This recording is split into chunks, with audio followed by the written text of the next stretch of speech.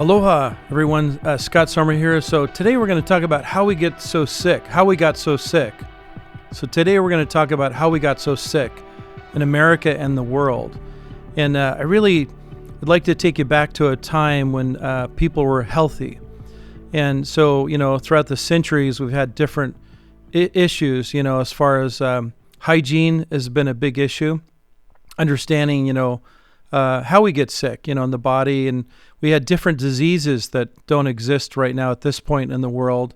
And so that was one issue. Once we understood hygiene, for instance, that changed a lot. So, for instance, it wasn't too long ago, over a century ago, that basically doctors would deliver, babies without washing their hands. They would do an autopsy, and then they would go to deliver a baby. Pretty shocking.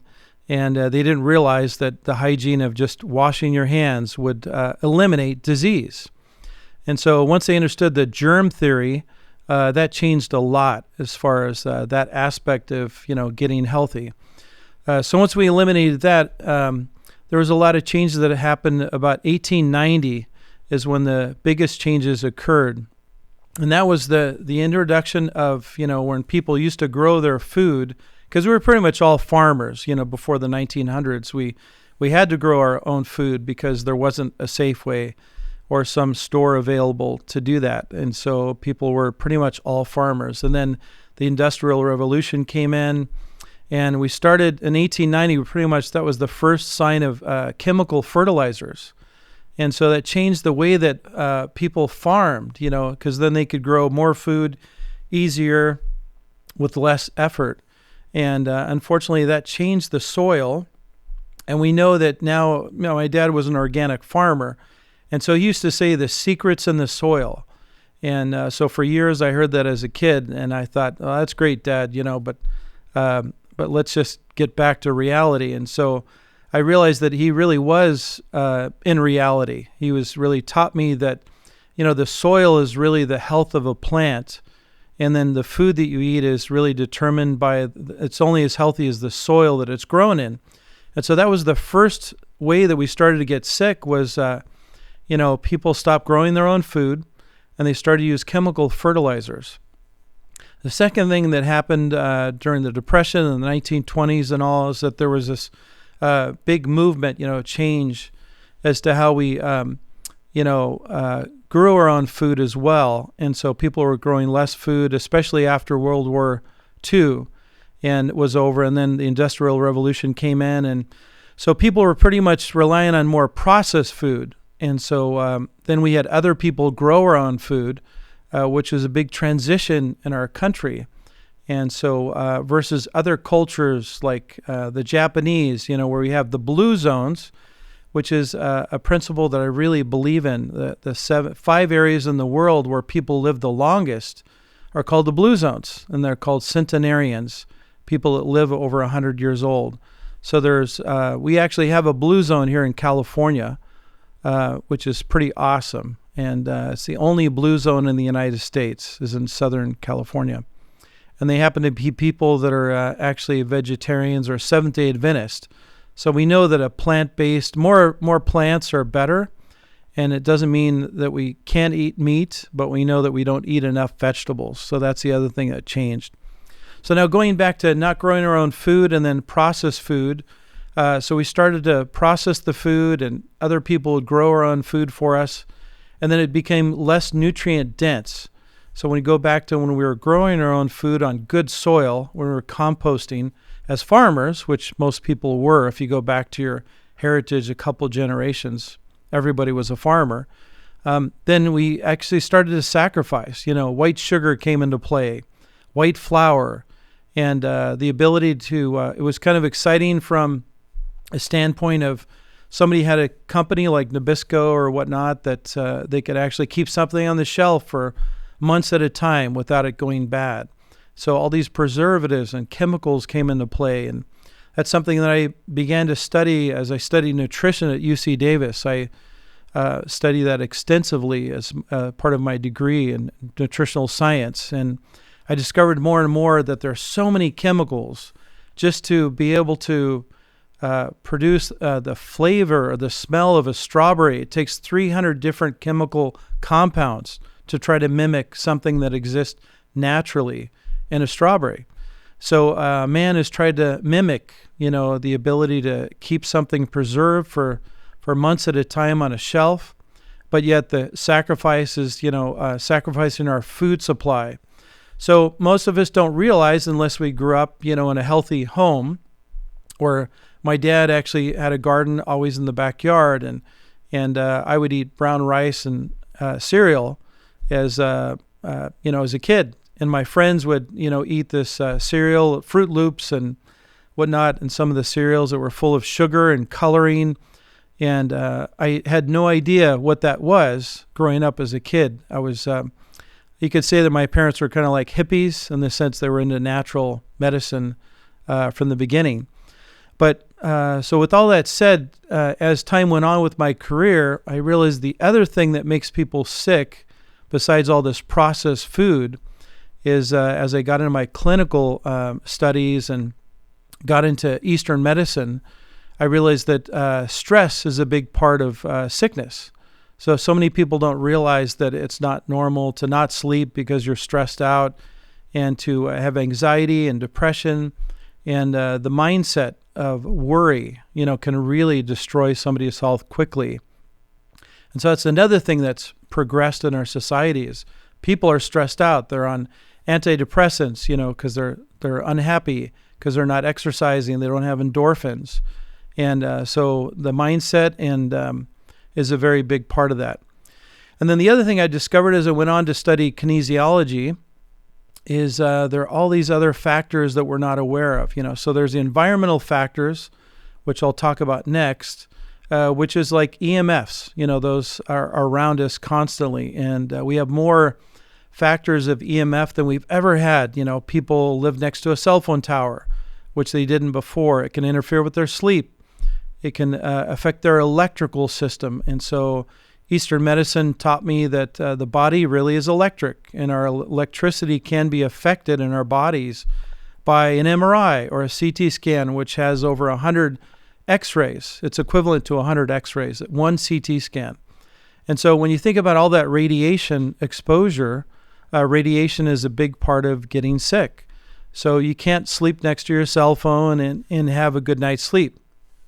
You have to keep it at least 15 feet away from you. Things like that really affect our health.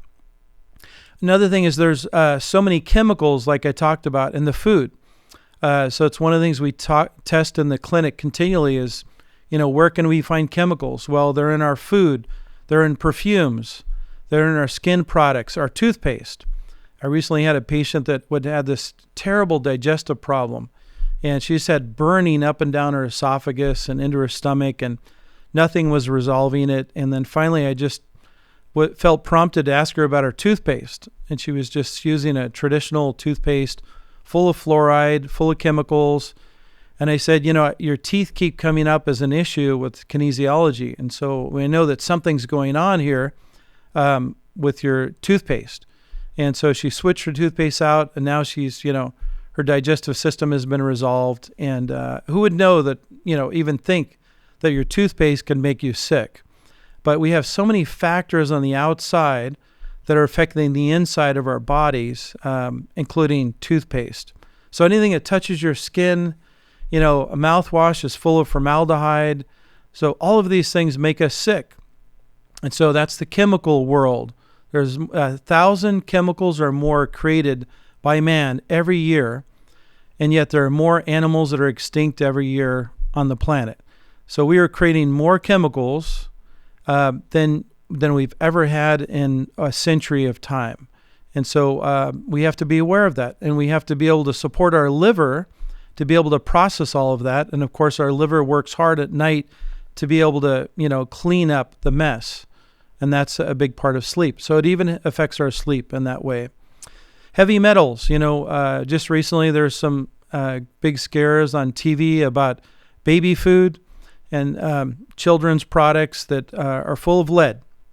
And so there's, we think of lead paint, back in the 40s and 50s in an old Victorian house. But unfortunately now it's creeping its way back into so many things. And one time I had a nickel crown, and the nickel was actually contaminating my body because nickel is not normally in the body. Heavy metals are heavy. They don't really do well in the body. They interfere with our brain, create Alzheimer's, AFib, all kinds of problems. We just have no idea that there's mercury fillings. So heavy metals are another source of, and there's so many. There's arsenic now that they're finding in rice. And so you have to make sure that you get a good source of food supply. Eat close to the ground is what I call, good whole food eating, which is part of the blue zones, which we believe in the clinic. But so metals are really important. You got to make sure you get a good water filter to avoid these metals because there are more chemicals and metals in water than anything you could ever consume. So water, purified water is really important. And then the other thing is hidden viruses, infections. And so not just viruses, but we call it an immune challenge. And so when I learned from my mentors, traveled the world, what they taught me was that, we have these hidden factors. We call them immune stressors. And so an immune stressor, an example would be a parasite. So it's a California thing, right? I mean, we eat a lot of sushi, and I know everybody loves it, but the problem is I can't tell you how many people that come to me full of parasites. And like the man I talked about earlier with the tapeworm waking up at night to eat bowls of cereal. And so it's really important to realize that we can get parasites from our animals, from our water, from the soil.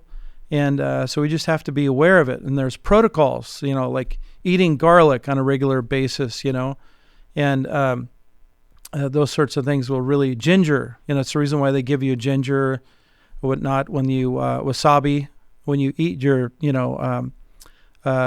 types of, when you eat that type of food, because it helps get rid of any potential parasites.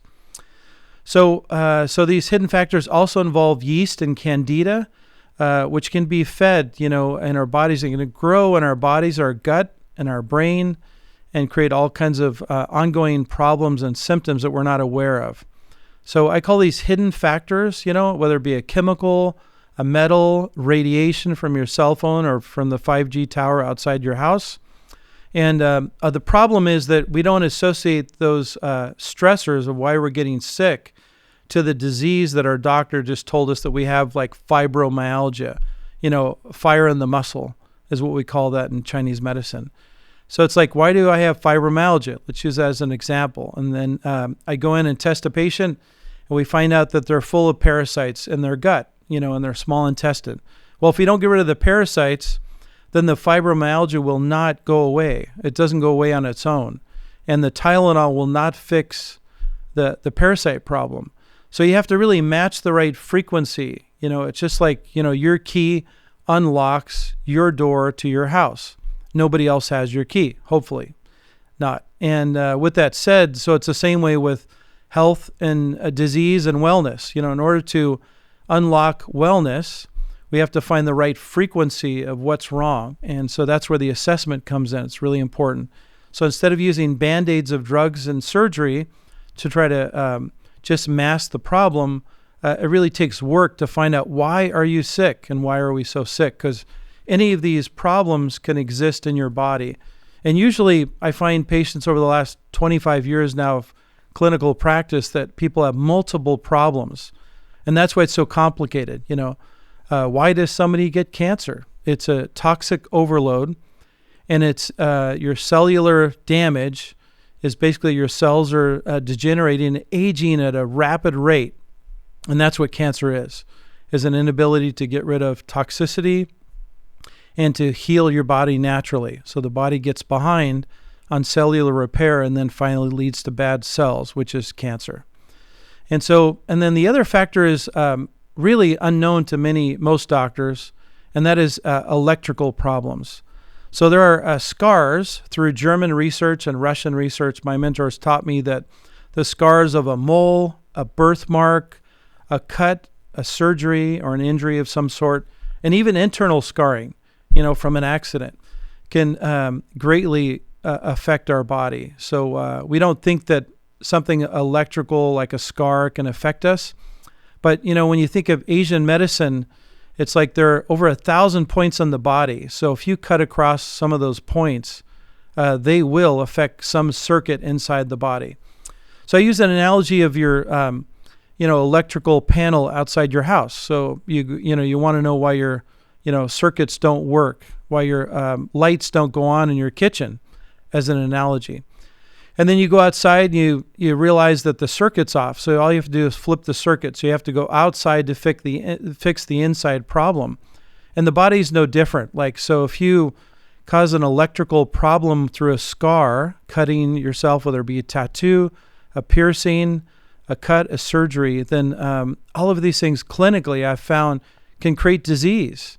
They can actually make you sick. I had a man once that had a prostate problem, and he had a scar as a child on his pinky finger, and he was getting up to urinate like 6 times a night, and he was in his mid-60s. So it didn't make any sense why he had this problem, because they tested him for everything, and nothing was working. Until we use light therapy is how we fix scars. So it's not about how they look, but it's how the body is affected by the scars. And so once he was treated for the scar therapy with the light, several sessions, then basically that circuit went back on, and he no longer woke up at night to go to the bathroom. So that's an example of how, even scars can greatly affect us. So people are getting more tattoos, more piercings, and more surgeries than ever. And some of these old surgeries, especially C-sections for women, I had a woman that just had terrible insomnia, and it was caused by her C-section scar. A lot of women talk about that right after having a child, and all of these symptoms arise where things aren't normal and they can't seem to sleep again. And sure enough, by fixing the C-section scar, she was able to sleep again. Then the other factors besides chemicals and metal. So I break it up into 3 categories. The summary of all of this is that we have toxicity, toxic load, which is all the things typically from the outside that we're exposed to, from EMFs, cell phone towers, our cell phone in our pocket. Now we have 5G. It doesn't really increase our signal. It doesn't make our phones any faster, but it really slows down our bodies, actually interferes with our electric field. And there really is this electric field that exists around our bodies. So there's the toxic load. And then there's the immune challenges we talked about. So there's yeast, there's parasites, there's bacterial overgrowth. I think that I hear this all the time from patients, just because we've got the strongest antibiotics known to man, and most of them aren't working anymore, they create superbugs. So just because you've taken an antibiotic doesn't mean that all the bacteria in your body is completely gone and annihilated. That would be, an insane thought, because we have more bugs on our body, our cells, on our skin that we actually need, that we live in harmony with some of these bugs. And if we didn't have them, if we just put this skin cleaner or disinfectant all over our bodies to become as clean as possible, we'd actually be harming ourselves by killing some of the good bacteria on our skin, as an example. So we have more bugs than we have cells in our body that live within us and around us. It's just the problem is when they get out of control and out of balance, it just leads to problems like disease. And finally, the third area we talked about is electrical problems. And so scars do make a difference. It's important that you put some wheat germ oil. Typically, that's a great place to start, is to put some wheat germ oil on your scars to help mend the electrical break that occurs if you've ever had a surgery of any kind or you have a scar from childhood. Some of the worst scars are those that, cut across the body the most, in the most surface area. So the way Asian medicine is designed, 5,000 years ago, they discovered this electrical map. So I always say, the outside of your skin is really your electrical panel. And the worst thing you could do to your electric panel outside your house is to just put a fork in the middle of your electric panel and hope that everything continues to work on the inside of your house. Well, that would be insane, right? Because we know something would stop working on the inside of your house if you did that. Well, some of the scars that are the worst that I've ever found really cut across the body, more than 2 to 3 inches. So some of these, plastic surgery or procedures like breast augmentation and or C-sections are actually the worst because they cut across the major meridians that have to do with fertility and hormone balance and even sleep and energy. And some of the, facelifts and whatnot that happen, once again, you're cutting across several areas on the face. And there are more electrical circuits around the areas of the face and the abdomen, I would say, than anywhere else in the body. And so this can greatly affect us. So we have to realize the bigger the scar, the bigger the problem, the potential problem inside the body. And just think of the analogy of the house. You would never put a fork in your electric panel hoping that your house would work better electrically.